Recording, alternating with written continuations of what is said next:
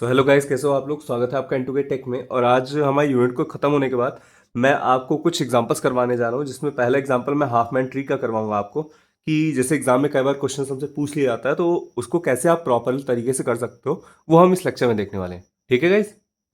So guys, suppose करिए हमें एक क्वेश्चन दिया गया है जिसमें हमें ये वैल्यूज दी गई हैं एलिमेंट्स की, और कहा गया है कि इनका क्या करना है, हमें हाफ मैन ट्रिक परफॉर्म करना है। ठीक है, तो चलिए देखते हैं कि इसको कैसे करते हैं। गाइस, सबसे आसान तरीका मैं बताऊंगा आपको, इससे आपको इजीली समझ में आ जाएगा। अगर आपको हाफ मैन ट्री में थोड़ी सी भी कंफ्यूजन है तो इसके बाद वो आपको क्लियर हो जाएगी। ठीक है, सबसे पहले गाइस हमें जो एलिमेंट दिया जाता है, आप कोशिश करो कि चाहे रफ पे इवन अपने कन्वीनियंस के लिए इसको असेंडिंग ऑर्डर में लिख लो। ठीक है, तो असेंडिंग ऑर्डर में अगर आप लिखोगे तो सबसे पहले 2 है एफ पे, 2 के बाद हमारा क्या है 3 है ई पे, 3 के बाद हमारा क्या है सबसे शॉर्टेस्ट इसमें डी है। ठीक है, डी पे हमारा क्या है 5 है, और डी के बाद गाइज हमारा नेक्स्ट क्या है 10 है, जो कि बी पर है। ठीक है, 10 के बाद हमारा 30 सी और 50 है ए पर। ठीक है, तो गाइज ये हमने असेंडिंग ऑर्डर। अब यहां से हमारे स्टेप्स चालू होते हैं। ठीक है, इसमें सबसे पहला स्टेप हमारा क्या होता है गाइज, जो दो स्मॉलेस्ट नोड होते हैं उनको हम क्या करते हैं, सम कर देते हैं। ठीक है, तो गाइज देखो यहाँ पे 2 और 3 का सम करोगे कितना आएगा 5, और यहाँ पे 5 से आप दो नोड निकाल दोगे, एक ये 2 पे है एफ, और हमारा 3 पर क्या है ई है। अब एक चीज का आपको ध्यान रखना है इस ट्री को बनाते समय गाइज, कि ये ट्री जो होता है, ये ट्री आपका बेसिकली हाफमैन ट्री जो होता है एक्सटेंडेड बाइनरी ट्री के कॉन्सेप्ट को फॉलो करता है। वो ट्री कुछ इस टाइप से फॉर्मेट होता था, अगर आपको याद हो। ठीक, कुछ इस टाइप से फॉर्मेट होता था ना, तो उसी फॉर्मेट पे होगा। अगर आपको कंफ्यूजन हो तो देखो मैं बता दूंगा। सबसे पहले आपको क्या, जो पेयर की वैल्यूज होती हैं, केवल जो नंबर है उन नंबर्स को आप रखोगे सर्कल में, और जिसपे वैल्यूज है उनको स्क्वायर ब्रेसेस में। दैट्स इट, इतना ही होता है। ठीक है, अब यहाँ पे देखो एज इट इज आपकी ये सारी वैल्यूज, इसका काम खत्म। अब आपके ये एलिमेंट है, इनके साथ आपको करना है। अब नेक्स्ट एलिमेंट की वैल्यू क्या है गाइस 5, और ये भी 5 है।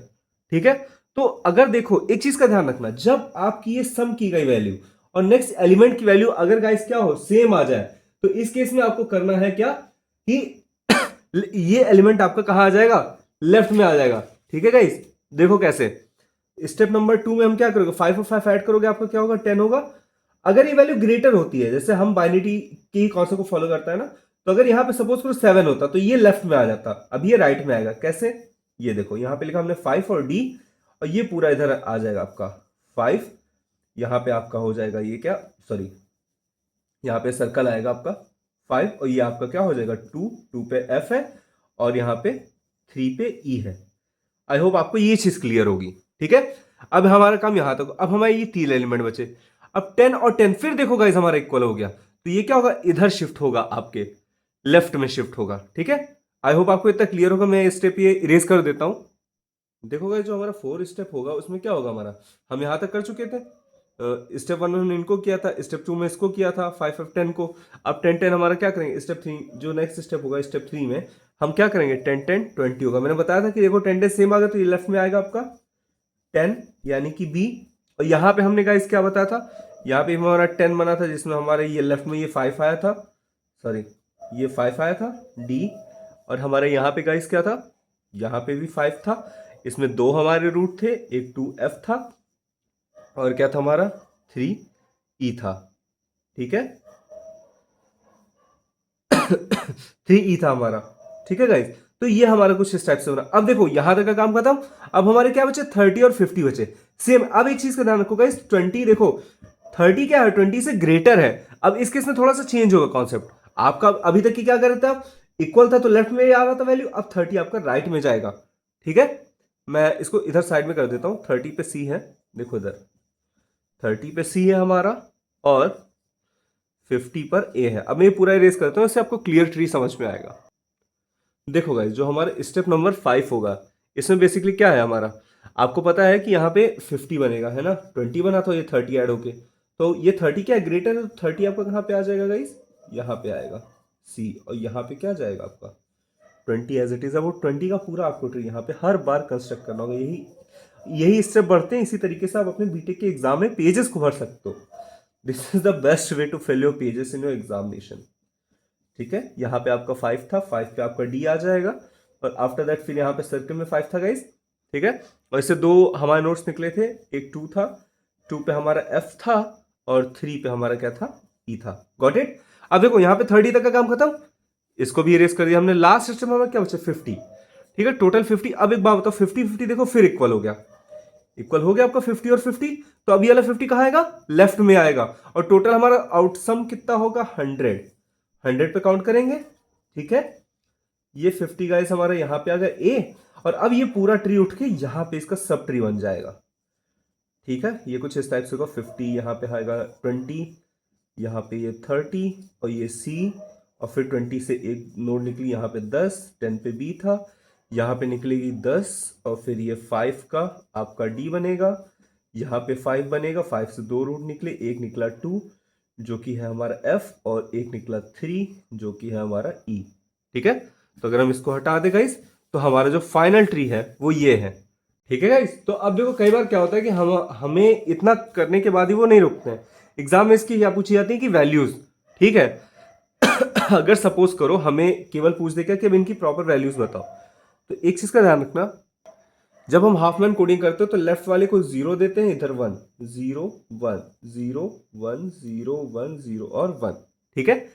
अब अगर हम एक एक एलिमेंट के यहाँ पे वैल्यूज देखें, सपोज करो, देखो कैसे मैंने लिखा, ए की वैल्यू क्या है गाइस, ए की वैल्यू है 0, ठीक है। बी की वैल्यू हो तो 1, बी यहाँ पे है 1 0 0, ठीक है। सी की वैल्यू पे आते हैं, सी कहाँ पे है हमारा गाइस, सी यहाँ पे, तो 1 1 आ जाएगा।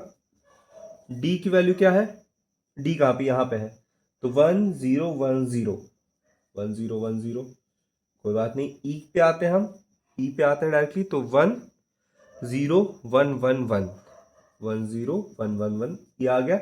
ई के बाद से गाइस हमारा एफ पे आते हैं, एफ यहां पर है, तो 1 0 1 1 0, ठीक है। तो ये हमारी इतनी एलिमेंट्स थे, सारे एलिमेंट्स के हमने वैल्यूज लिख ली। अब देखो अगर आपसे इनकी वैल्यूज को पूछता है, ठीक है, ये तो आपने क्या लिखा, एक इंटीजर फॉर्मेट में आपने लिख दिया। मतलब मैं आपको एक छोटा सा कोडिंग का कॉन्सेप्ट बताना चाहता हूँ गाइस। सबसे पहले देखो जो हमें वैल्यूज दी गई थी वो वैल्यूज कुछ इस टाइप से थी। वो क्या थी, ए की वैल्यू हमें 50 दी गई थी, बी की वैल्यू कितनी दी गई थी 10 दी गई थी, सी की वैल्यू हमें दी गई थी कितनी 30, डी की वैल्यू दी गई थी हमें 5, ई की वैल्यू जो हमें दी गई थी वो थी 3, और एफ की वैल्यू दी गई थी 2। अगर इन सबको आप सम करो, ठीक है, तो 50 10 60 60 23 90 और 5 3 8 2 10 100, टोटल वैल्यू, टोटल की काउंटिंग वैल्यू कितनी आ रही है गाइस, 100 आ रही है, ठीक है। अब एक चीज बताओ, आपको पता है कि टोटल इनकी 100 है, इनको किसमें, ASCII American standard code for information interchange, इसमें हमको क्या होता है, कंप्यूटर इसी को समझता है, ठीक है। इसमें आपके जो कैरेक्टर होते हैं गाइस वो 0 से लेकर के 127 तक होते हैं कि नहीं, इतने कैरेक्टर्स होते हैं इसमें।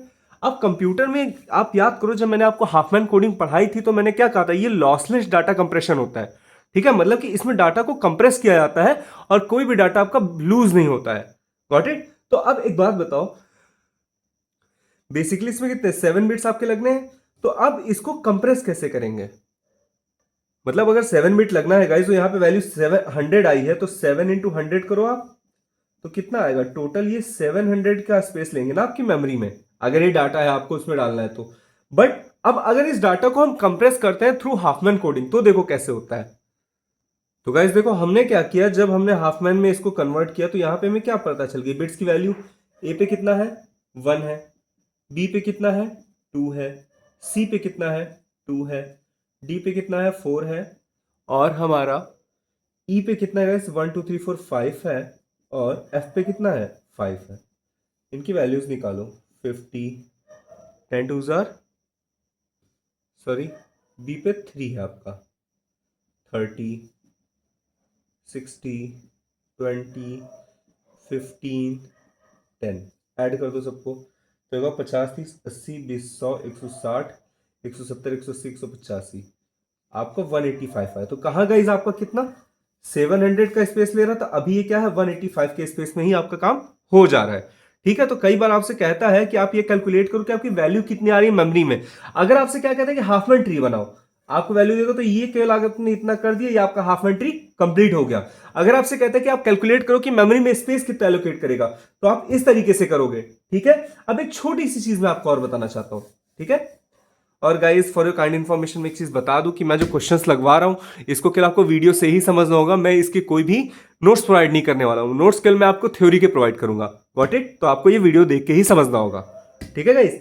तो देखो, अगर अब ये हमारे पास वैल्यूज आ गए, अब इसमें कोई एक लेटर बना दे, जैसे ए बी सी, या सपोज इसने कहा कि ए एफ ई और डी, ये कहे कि इसका ऑप्टिमल कोड आप प्रोवाइड करिए। ऑप्टिमल कोड मैंने याद करो जो हाफ में पढ़ाया था, बताया था। ऑप्टिमल कोड आपको निकाला, तो ए कितनी बार है, 2 बार है, 0 लगा दिया। एफ की वैल्यू क्या है, 10110। ई की वैल्यू क्या है, 10111। और डी की वैल्यू क्या है, 1010। तो गाइज ये जो होगा एक सीक्वल में आप लिख दोगे, तो यही क्या है, ऑप्टिमल कोड होता है। ठीक है, तो गाइज फिलहाल हमारा ये न्यूमेरिकल कंप्लीट होता है। आई होप आपको ये अच्छे से समझ में आया होगा। अगर आपको कोई भी इशू हो तो आप कमेंट बॉक्स में उससे पूछ सकते हो। ठीक है, और अपनी लर्निंग करते रहो। और इसके अलावा अगर आपके पास खुद का कोई क्वेश्चन है तो वो भी आप कमेंट बॉक्स में डाल सकते हो। मैं कोशिश करूंगा कि नेक्स्ट वीडियो में उसको कवर करा दूंगा। ठीक है, और जल्दी ही गाइज डाटा स्ट्रक्चर खत्म करके मैं बाकी सब्जेक्ट पे भी फोकस करवाने वाला हूँ। तो stay tune for such updates. और आप अपने उन दोस्तों से भी शेयर करो जो बेसिकली बीटेक कर रहे हैं EQ2 से और अपने करेंटली सेकेंड ईयर में एनरोल हैं। ओके, आज के लिए इतना ही, मिलते हैं नेक्स्ट वीडियो में। Thank you.